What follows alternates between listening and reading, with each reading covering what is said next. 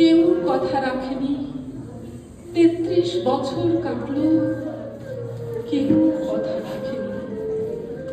ছেলেবেলায় এক বষ্টমী তার আগমনী গান হঠাৎ থামিয়ে বলেছিল, শুক্লা দ্বাদশীর দিন বাকি অন্তরাটুকু শুনিয়ে যাবে।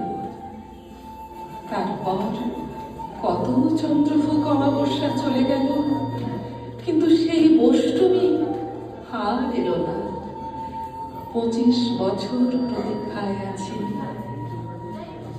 মামা বাড়ির মাঝে নাদের আলী বলেছিল, বড় হও দাদা ঠাকুর, তোমাকে আমি 3 প্রহরের বিল দেখাতে নিয়ে যাব। সেখানে পদ্ম ফুলের মাথায় সাপ আর ভ্রমর খেলা করে। নাদের আলী, আমি আর কত বড় হব?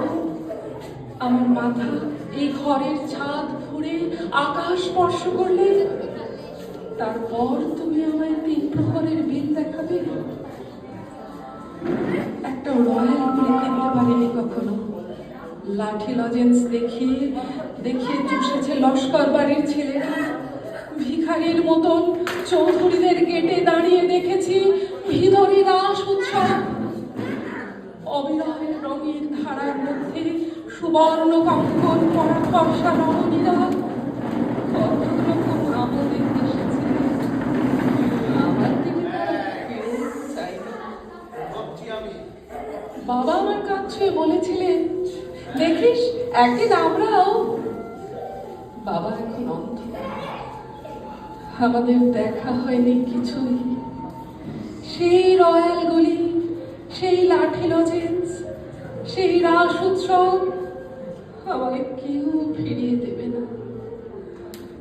বুকের মধ্যে সুগন্ধি রুমাল রেখে বরুণা বলেছিল, যেদিন আমাকে সত্যিকারের ভালোবাসবে সেদিন আমার বুকেও এরকম আতরের গন্ধ হবে। ভালোবাসার জন্য আমি হাতের মুঠোয় প্রাণ নিয়েছি।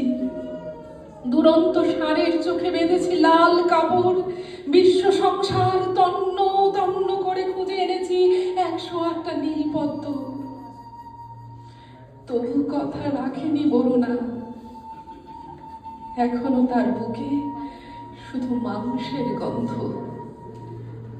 এখনো সে যে কোনো নারী।